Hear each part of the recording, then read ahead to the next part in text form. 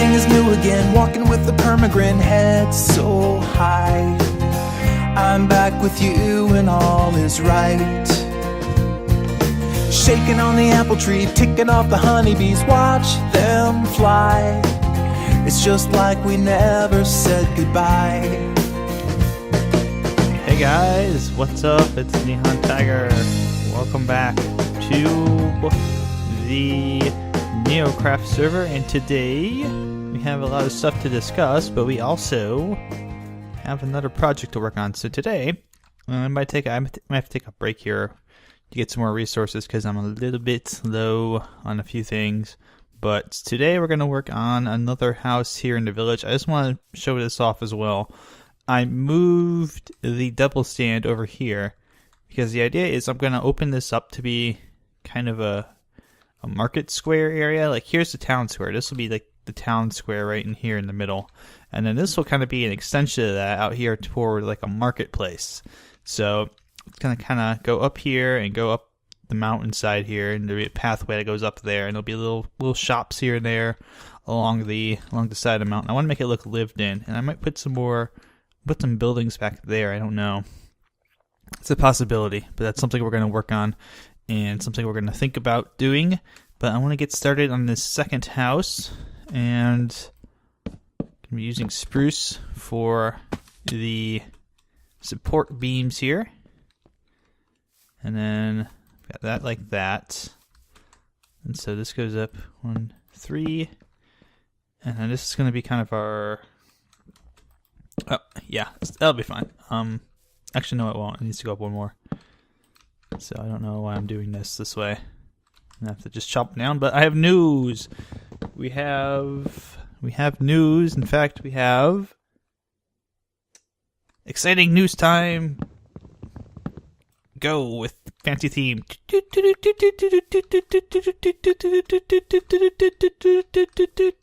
Yeah, that's how that stuff goes, right? You kind of just have to. I should know this stuff. I'm in the media industry. I should know these things, but nevertheless, we have some very exciting and interesting news. And if I could grab my notes here real quick and not have them off to the side where I can't read them, because I write down my show notes before I start, so I remember how to do things. Yeah, we have some exciting news, and that exciting news is that streaming is back. Yay! Yes, we are streaming again. We have hopefully taken care of the gremlins in my connection, and we're back to doing Twitch. So for those of you who don't know, I will put my channel upon your screens right now, so you may head on over there if you're interested in watching me stream and check that out. We've already run out of logs, so that's a problem. I'm going to have to go chop down some trees. There's a witch over there, but can probably start at least on the ground level here, maybe. Should probably put this down too. But I will be streaming again on Twitch, and the schedule right now is for certain I will be doing it shell, and start with the shell, and then we'll go from there. I'm pretty sure I did that. And don't I have the wooden things on the outside here? I know I have some planks I'm going to need to make. So I can do that. I got 4 of those, so that's good. And then we can put them like right there. Shutters. Oh, there we go. That's fine. Looking nice and spiffy. But I am short on the spruce wood. That's the only problem. Still, I think I want to at least get a good start on this. I'm going to need a lot of these oakwood stairs. So I'm taking a look, in case you're wondering why I'm kind of being a little quiet here and there. I'm taking a look off to the side here. I've got a couple screenshots of what I built in my test world, or my pre-planning world, I guess you could call it. So every once in a while I'm having to go and shift over and take a look at what I built. So this goes 2, 3, 4, and then these are made of glass. In fact, do I have a shovel? I don't have a shovel. Oh, hi. Hi. But, yes, we'll be doing some streaming on Tuesdays and Saturdays to start with, and then possibly expanding to Thursdays. What would we be streaming? That's a good question. Pretty much anything I feel like streaming. So there might be some Minecraft stuff. There might be some, various Minecraft servers I'm on. Obviously, including NeoCraft, including Carnisterra, including other stuff that I might be doing modded Minecraft. That's a possibility, definite possibility. So I'm taking a look at this, trying to figure out just how I had this done. And then, yeah, this is all wool, and then that's a wool, and then those are like that, and I need my sword again. Stupid zombies are now chasing me. Wonderful. And then I've got 1, 2. And then these are actually going to be pathways I'm going to build. And maybe I'll do it this episode too if I have enough time. I don't think I will. I think I'll be a little bit short on time to do it this episode. But so it's a possibility I could. So we'll do that. Boop.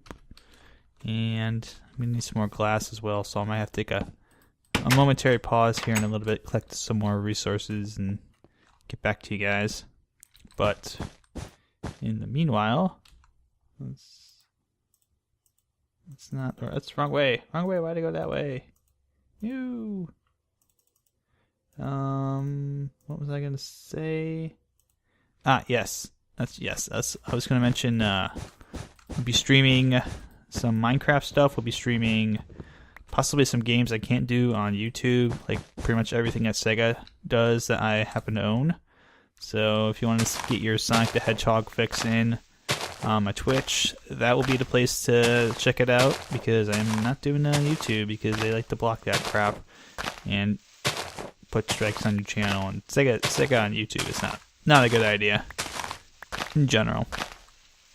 But possibly some MMO stuff. I've been not necessarily having the MMO bug return to me where I'm like, oh, I gotta play. But I've had some curiosity in going back to some of the old games I used to. Hi.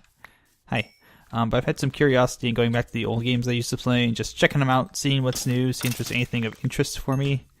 If not, and I severely doubt there will be, I might play a little bit here and there. But I would suspect that for the most part it will be kind of confined to, okay, where is... Do I have more trees I can chop down? I could chop this tree down. I don't want to do that yet, because I might want to keep that one. But, yeah, like Roller Coaster Tycoon. I know a lot of you guys who have watched me on Twitch before have seen me do that stream. But I will be doing Roller Coaster Tycoon again very soon, so very excited about that. Very happy to be getting back into that game. I had to stop because obviously my streaming issues were preventing me from being able to actually stream that game out, and I was getting frustrated and tired, and I was just like, well, until it's fixed, I'm not going to do this anymore. But I'm pretty sure it's going to be fixed now. I'm pretty sure I've got everything taken care of, so look for that to pop up on Twitch.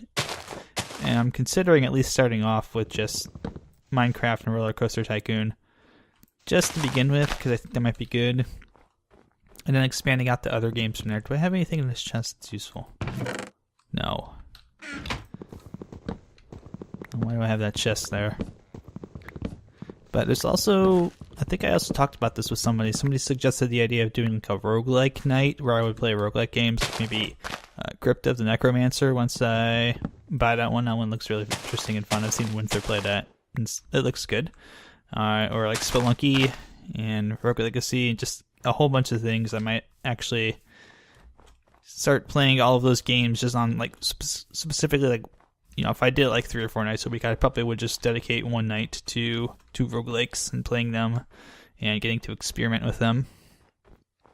But yeah, so for the most part, it's going to be Tuesdays and Saturdays, as well as possibly Thursdays if there's enough interest, and definitely any special events that I am lucky enough to be streaming. So like charity live stream stuff or anything else that comes along. I'm not going to say anything at the moment because I'm not going to say anything because I don't even want to talk about that right now, do I? No, don't want to talk about that. We'll discuss that moment. Yeah. in a little bit. We'll discuss that later. But yes, I am back on streams and the Twitches, and everyone be happy because I'm very happy to be doing this again. Let me just dig this out. I want to leave a little bit of space here between the edge and my house. So basically, this house is just going to be I guess you could call it like what's the word I'm looking for? Like a traditional village house. You probably have seen what I built. It's actually going to look a lot like my pub from Carnistera, to be totally honest with you guys. So let's see. I think this is the new fence post recipe. Yes, I finally, after a couple of weeks, have remembered what it was. So that's good. But and actually, I need more sticks. Hey, Fuchs is on. I'll say hi to him in a minute here. I'm kind of busy making fence posts. There we go. So that should be enough for what I'm doing. So let's say, hey. So today I wanted to talk about something, and unfortunately things did not go as planned, because I was going to talk about something that was going to be happening today, and well, it's still happening today when you're watching this, but it's supposed to be happening today when I was recording this, and it did not happen, and it's kind of a big deal. Not necessarily for me, but for space and whatnot. So I wanted to talk about space. I was actually going to talk and record a little earlier this week. I was going to talk about the Rosetta lander that just went to Comet 67P, and I was going to talk about that, and I realized, wait, I'm going to upload this on Thursday technically, and there's something going on Thursday, so why don't I just delay it a day, and then we'll see what happens. And unfortunately nothing happened today, but I was going to be talking a bit about the Orion spacecraft that NASA has developed for the future of space travel, which is kind of important because if we want to go to Mars, we have to find some way to get there, right? Right. So basically, today was supposed to be the day that they were going to do the first test for the Orion spacecraft and kind of get an idea of some of the... It's going to be unmanned tests, so don't worry. They weren't sending anybody up in the rocket, but they're going to be doing a test, I think, to take a look at like the parachutes and the heat shields and basically all the important stuff that would be needed for a spacecraft to survive deep space, and that's kind of what the Orion has been built to do. It's basically been built to not only be a new orbiter to replace the space shuttle, but it's also kind of designed to be something that can be taken into deep space. And unfortunately today we didn't get to see the test because what happened was they had some issues at Cape Canaveral Kennedy Space Center with the winds at first, and then they had some, I think it was fuel valve issues, and they couldn't get them fixed, so they basically decided to scrub the launch this morning on Thursday and do it this morning on Friday. So for those of you who are watching it, you will know whether or not they actually managed to launch it. You'll know kind of what happened, if the test was a success or not. I will not know any of that while I'm talking about this.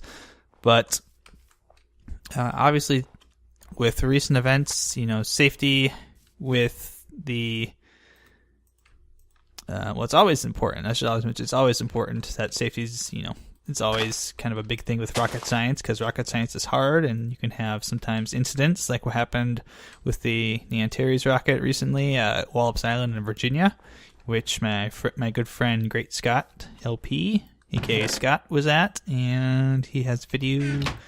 He has a video of that. It's actually gotten quite a bit of hits, and he was all right. I mean, rocket went kaboom, and it was scary, and I'm sure as much as it would have been awe-inspiring to see it go up in the air and come back down. It's kind of scary because you can hear in Scott's video, I've listened to Scott's video, you can hear stuff hanging into the ground, and that's, to my knowledge, to my best guess, those are rocket parts being shot from 2 miles away toward where he was at. And if they're able to cover that much ground in that much time, those parts are probably traveling at several hundred miles per hour, especially considering their size, just the force of the blast from the rocket exploding.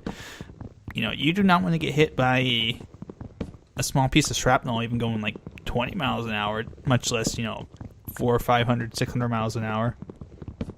Or I don't know if they're going that fast, but basically, he wanted to get the safety, and they got everyone to safety, and nobody was hurt, and it made for some impressive visuals, but a lot of damage they have to clean up at Wallops. But everyone's all right, and there's some questions they have to answer about why they were using old Soviet rockets on that ship. Probably shouldn't have been using those because something might have failed in them.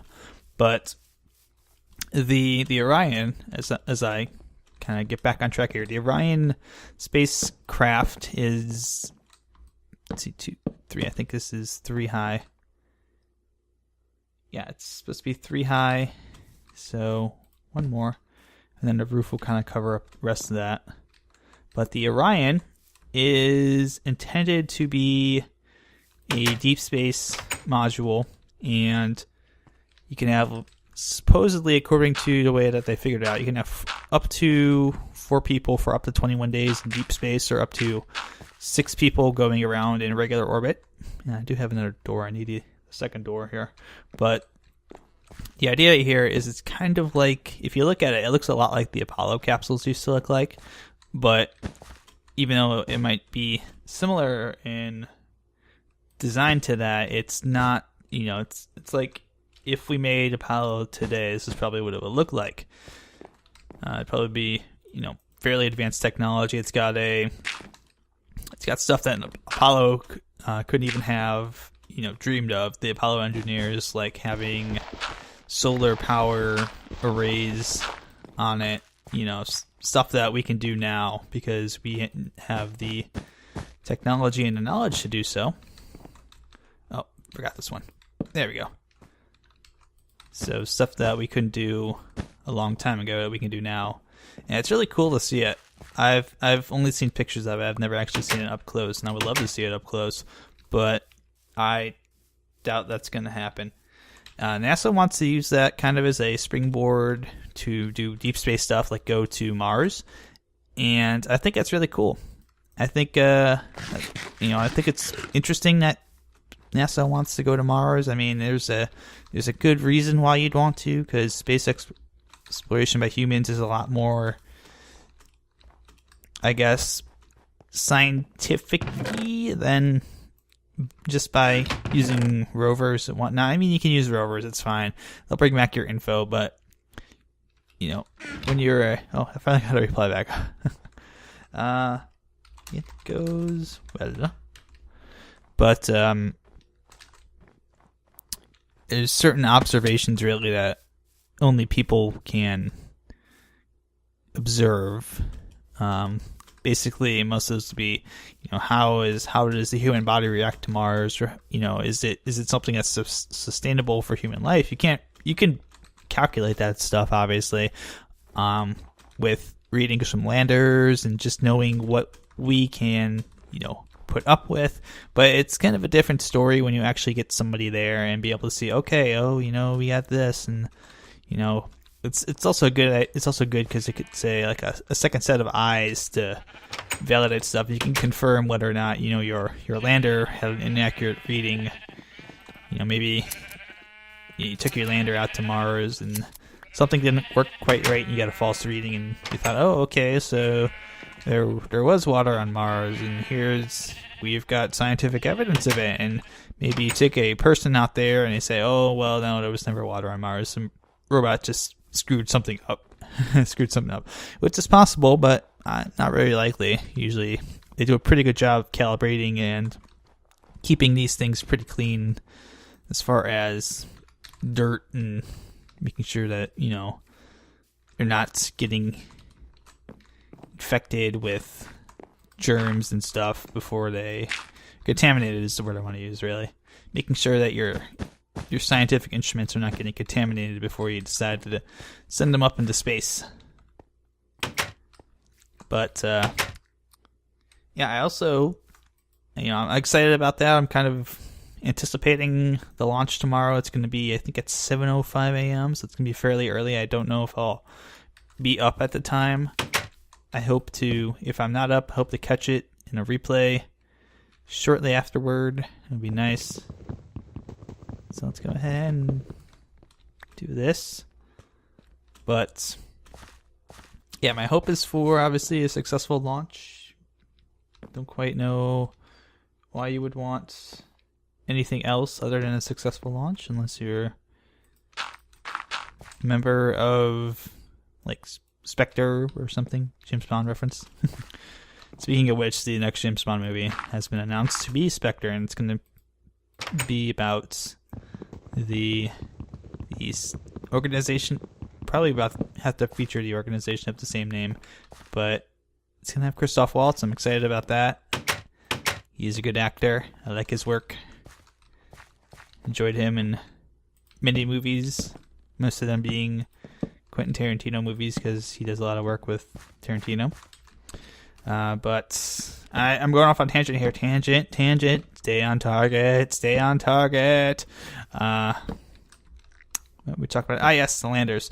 We're going to talk as well about the other landers that happened to be out in space recently, and that would be, I hope I pronounced this right, because I've been practicing it, but it's Philae, or Philae, and Rosetta, which is the parent satellite that came along with it. And they went out, as I mentioned, to Comet 67P, and it was a European Space Agency program. So yes, Europe does have a space agency, folks. In case you were wondering, it's not just NASA and the Soviets. A lot of organizations actually have space agencies, you know, Russian Space Agency, and there's JAXA, which is the Japanese space agency. China's busy putting one together. India has one. So there's a lot of countries out there that have space agencies. And of course Iran wants to have one, but the US is like, no, you can't have one because reasons, and we think that you're lying and probably want to build ballistic missiles, but you know, that's probably not true. I'm sure most countries, I'm sure, at some point or another, are going to have either a partnership with a space agency, or they're going to be creating their own space agencies. Canada has one too, don't they? I think Canada and France and a couple other countries have their own space agencies. Germany might too. Oh wait, no. I think Germany and France got rolled into the ESA. I'm sorry about that. Sorry, my friends in Europe. But yeah, I keep doing that lip smacking thing. I gotta stop doing that. But just the whole even getting out there is just really impressive. I mean, you think about it. They launched this, I believe, in 2007. So it's been about 7 or 8 years. And you have to, ahead of time, make sure that all your calculations are correct. And thankfully, you know, if you have observations on the comet, you can usually, or really any celestial body, you can usually get an idea of what its orbit is and figure out where it's going to be at any given time. But that's just one part of it. The other part is actually making sure that when you send your ship out into space, when you're putting it out there, you got to get everything right as far as, you know, okay, when do we wake it up? When do we fire the thrusters? At what point do we want to have our orbital assists, our gravitational assists from different planets?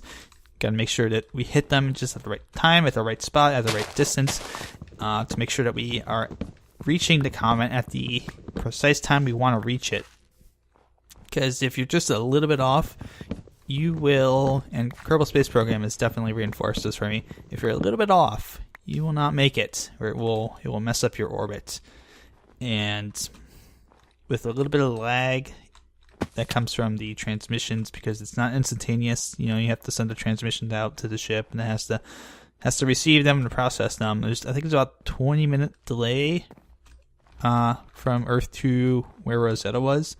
So, you know, a little tiny delay, even like a 5-minute delay, can really screw up your landing, your positioning, and everything, and it can cause all kinds of headaches.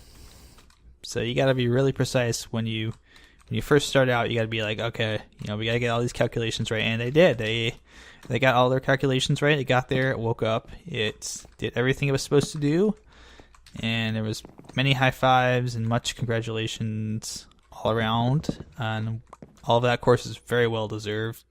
Rocket science is very hard, and just even based on my Kerbal Space Program stuff, I would not want to try to do that stuff in real life. Kerbal Space Program's fine because it's just a game, but you know, doing that stuff in real life takes, you know, a lot of skill. It takes a lot of math skill that I probably don't have. But you know, you've got all this stuff. You got to make all those calculations right. And then you got to think about this. We've never landed on a comet before. We did land on an asteroid. And by we, I mean human race. I don't mean NASA. NASA has never landed on a comet before. The only other successful time that they've ever landed on a non-planetary celestial body, so think like, you know, anything that's not a moon or a planet itself. The only time they've ever successfully done that was Japanese Space Association, JAXA, landed a small probe as part of the Hayabusa experiment, or Hayabusa satellite. They went out to an asteroid and pretty much tried to do the same thing that Rosetta was doing. And they very nearly lost their probe. I think it screwed up a couple times with how it was landing, and it didn't quite get as much. They were trying to get like samples from the surface of the asteroid, and they got like a little tiny bit. They didn't really get enough to do a whole lot, but they got something out of it. And probably, I would say, a significant chunk of what was learned during that mission probably was shared with, you know, other agencies, and they very likely used a lot of that to plan for Rosetta. And even this time, it didn't work too well. See, I keep doing the, you know, doing a lip smacking thing. I like trying to tell myself, don't do that anymore. It annoys people. It's just a little tick I have, and I gotta get rid of it, because it even annoys me sometimes. I can hear it when I edit my stuff. I'm like, oh, why do I do that? Why do I do that? But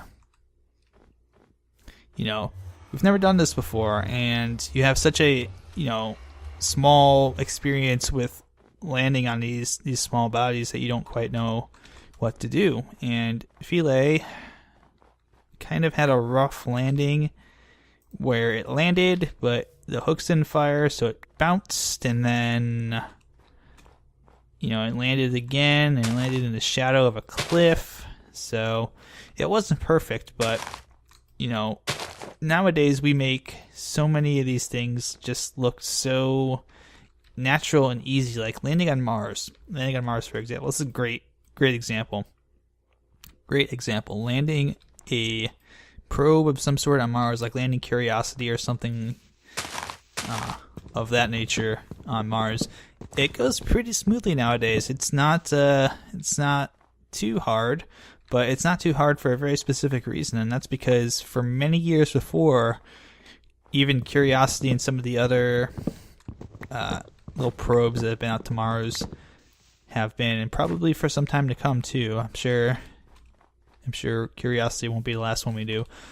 We've sent stuff to Mars that has crashed and burned on that planet. It has not deployed properly. It's deployed properly, calculations have been off, and it's crashed, and there's all kinds of things that can go wrong with these things. And we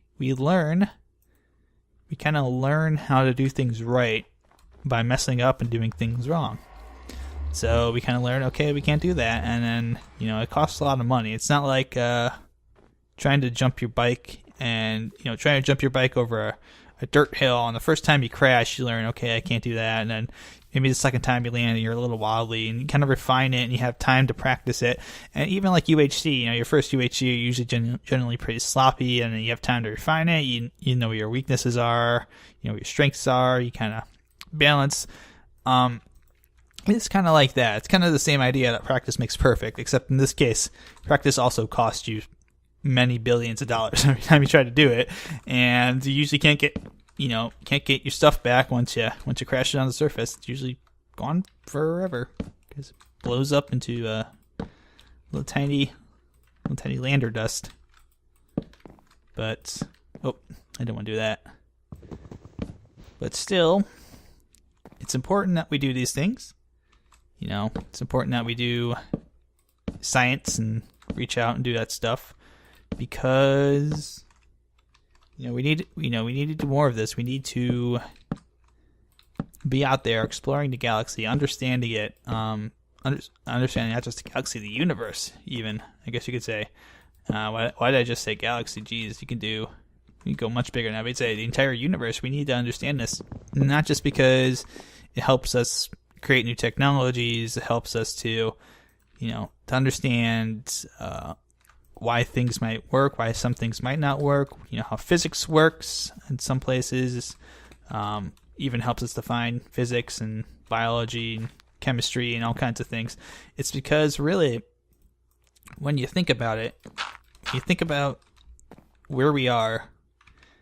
I know, the whole pale blue dot thing gets brought up a lot in that picture, and the fact that yes, we are just a tiny little dot in this great big universe. And it's like if you were living in a town, would you just walk next door and say, hey, okay, now I've explored town, I know everything there is to know about here because I went next door and talked to the neighbor, so success? No, you probably wouldn't. You probably would be like, well, I probably need to go out and see what's out there and get an idea of what it's really like to live in this town, what it's like to be a citizen of Townsburgville, City Shire, whatever.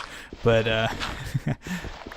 yeah, space is important, and it's important to do science and understand space, not just because of our future, not just because of the things that we want to do, going to Mars and building giant solar arrays that will power us, in space and beam energy back down to us, or, understanding how technology works and transforms the way we live. It's because we live here.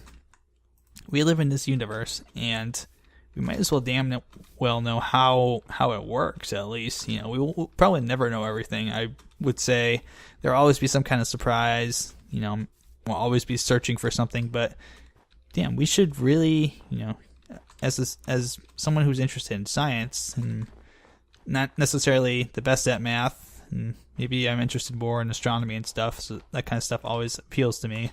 But damn, we should really know all this stuff, It's important. It's important. We only get, well, depending on your theory, there may be multiple universes or maybe one universe. Probably more likely there's multiple universes, but I won't go into that right now. That's a very heavy topic, and it's a very lengthy topic to discuss about theory with universe and stuff. But we should probably at least try to figure out how things work. We don't even understand everything about physics. We know some of the basics on how physics work, on Earth, but we don't have like a solid theory of these are the particles in the universe and this is how they all work, because we don't even know all of the particles that exist yet. And heck, we don't even know. I guess they don't even know now if they found a Higgs boson or not. They might have found it. They might not have found it. We don't know these things, and it's important to know these things to understand. I'm trying to see if I can find any more sheep that I could round up, because I want to get some more wool. It's taking forever. But, yeah, it's really, to me at least, it's really important that, you know, we understand the universe that we live in. It's like understanding anything, and I would feel a lot better, obviously, living in a universe that I understood and I had an idea of how it worked. Wouldn't you?